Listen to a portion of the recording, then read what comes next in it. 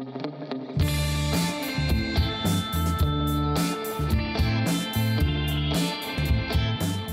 áfram höldum við með föstudagsþáttinn á N4 og við ætlum aðeins að forvitnast núna ástandið á Amtsbókasafninu á þessum COVID-tímum og þau eru komin til mín, Berglind, verkefnastjóri og Þórður, bókavörður. Velkomin. Takk fyrir. Það ekki mikið gestagang hjá ykkur. Nei, getum ekki sagt það. En það bregðað að gera samt. Segðu okkur aðeins, hvað þið hefur verið að dunda ykkur? Já, við erum búin að vera að breyta og bæta hjá okkur. Við erum til dæmis búin að vera að færa til lesaðstöðuna á annarri hæð safnsins. Já. Nú hefur verið þarna í norðurhlutanum núna undanfarin ár, en nú erum við sem sagt aftur búin að færa hana í suðurhlutan, þar sem hún var. Og þá bókaskápana yfir. Já, bara allar bókarhillunar eins og að leggja sig þannig á annarri hæðinni og 10.000 bækur. Var þetta bara því að líkamsræktarstöðvar voru lokað sem þið fóruð út í þetta? Já, meinar. Nei, þetta var svo sem alltaf í kortunum, en núna sáum við okkur heldur betur leik á borði í samkomubanni að nýta tímann og þetta hefði náttúrulega tekið mun lengri tíma ef það hefði ekki verið samkomubann, þá hefði þurft að taka þetta meira í áföngum. En þarna var þetta að gera þetta bara á nokkrum dögum í rauninni og það var bara heilmikil framkvæmd. Hvað ávinnst með þessu? Bara svona breyta til að breyta til, eða er einhver góð ástæða? Já, við erum svona, það ekstrými svona fyrir setusvæði og annað. Það stakka setusvæði? Já, og það er við ætlum okkur að kaupa fleiri stóla og fleiri borð, þannig að fólk geti bara haldið áfram að vinna þarna í auknumæli og njóta afþreyingar og njóta fallega útsýnisins sem er þarna upp á annar hæðinni, sem er náttúrulega bara dásamlegt. Það er alltaf bara glerveggir á alla kantina. Já, og maður sér bara út allt, sko. Það er alveg yndislegt. Þú ert frekar nýr í starfi á Amtsbókasafninu, Þórður. Já, bara, hvað, frá áramótum, fastaðin? Já, bara byrjaði fullu starfi núna 2. janúar. Þetta var kannski ekki alveg það sem þú bjóst við að myndi gerast. Nei, ég sá þetta ekki fyrir. En eins og Berglind segir, þá erum við búin að koma ótrúlega miklu í verk og eins og ég segi, eins og þetta er nú skrýtni tíma, þá bara að gera þetta verið svona lán í óláni, ef svo má orðið komast að reyna að sjá tækifærin í þessu. Já, einmitt, þetta hefði tekið alveg heillangan tíma. Þið hefði verið þessu út árið sem en svo voru það að segja mig líka áðan sem er svolítið skemmtilegt að því að það er náttúrulega fólk hamstraði svolítið daginn fyrir samkomubann. Það eru bara hillirnar annars tómar, þannig að kannski var þetta líka sniðugt að því leytinu að það var ekki eins mikið að bókum að bera. Já, jú, það spilar eitthvað inn í. Þetta var náttúrulega alveg klikkað þannig að það var alveg bara daginn áður en að allt var hert. Það var alveg manist, bara satt best að segja, sko. Voru raðir af fólki? Já, það er alveg bara hlikjuðust út allt safn, sko, og þetta var bara, þetta var eiginlega hálfgerð sturlun, sko. Og fólk var að ná sér í bækur og spilin sem að við erum svo rík af.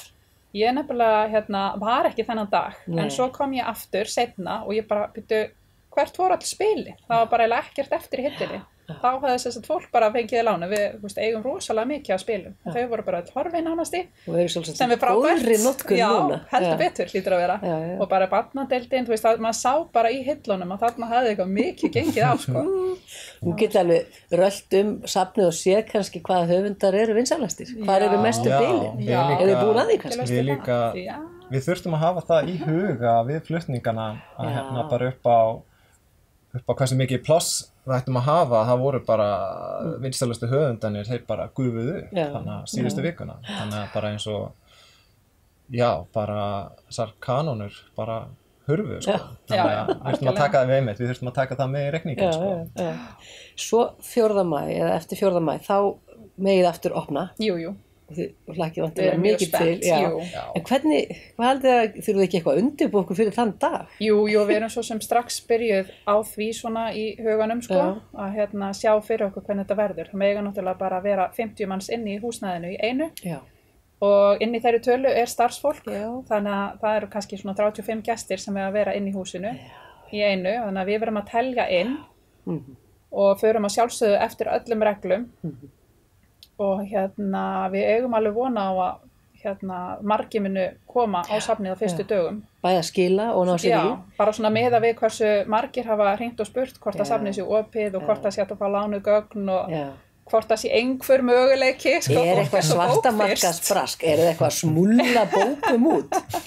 Nei, það náttúrulega má alls ekki. Eins og, þú veist, maður finnur til með fólkinu að, að því að núna hinn fullkomni tími til að lesa. Það nefnilega það, þetta pínu grátbroslegt. Þannig að, náttúrulega leðilegt að vera ekki alveg fullkomlega með í því að geta, hjálpað fólki. Þið hefur nú líka bara verið á netinu? Já, við hefum verið rosalega dugleg, þó ég sé sjálf frá, að koma til móts við fólk þar og erum þar í bara endalausu spjalli við gesti safnsins og notendur og bæjarbúa og höfum verið með ýmislegt í gangi þar til að fólki leiðist nú örugglega ekki í samkomubanninu. Við hefum verið með sóttkvíar bingo, við erum með Harry Potter spurningakeppni, við hefum verið með ljósmynda áskorun með svona bókalegu ívafi og núna nýlega vorum við með myndir af bókakápum og við snérum út úr titlinum sem sagt aðlögum þær af samkomubanni. Ég veit ekki alveg kannski skila sér ekki alveg í tali hvað ég er að tala um. En maður þarf bara að fara inn á síðan eitthvað Facebook-síðan og sjá hvað er búið að vera að vera. Og þetta heldur bara áfram.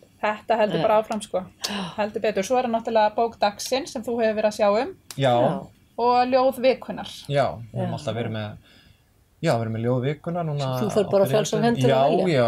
Já, ég meiri segja misnota aðstöðu mína og bara byrt ljóð til sjálfan mig og vini mína og miklar geðþótta ákvarðanir. En ég nú líka byrt ljóð eftir fólk sem ég þekki ekki persónulega. Byrtir ljóðin eða flýttur þau? Sem sagt, eftir að samkomubanni var hert og við skelltum í lás þá höfum við sem sagt bara, þá hef ég lesið ljóðin að en við hefum náttúrulega, eins og Berglind tók fram, alltaf fengið leyfi fyrir því. Ein spurning að lokum, þegar fólk kemur og skilar bókunum og fær sér nýjar, eru þið þá með einhverjar svona aðgerðir, þrífið í bækurnar sérstaklega? Já, við byrjuðum á því áður en að safnið lokaði og munum halda því áfram núna í maí að þrífa allt sem kemur inn. Þetta er allt dauðhreinsað. Takk kærlega fyrir að koma í föstudagsþáttinn og segja okkur frá ástandinu og amtsbókasafninu og bara gangi ykkur vel þegar það opnar. Takk kærlega fyrir.